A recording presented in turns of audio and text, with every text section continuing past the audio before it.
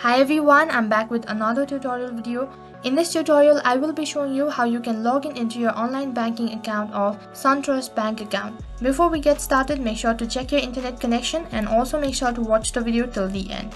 So first of all, head towards your web browser. Also, you can use any web browser that is convenient for you. As for this video, I'm using Google.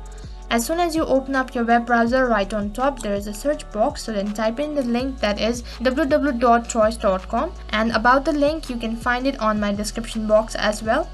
As you type in the link on the other page, you will land inside the official site. So over here the interface looks something like this. On this following page, in the top right corner you can see sign in option. Tap on it. As you tap on sign in, under it you'll have to provide your user ID, so then make sure to enter the correct user ID that is associated with SunTrust account.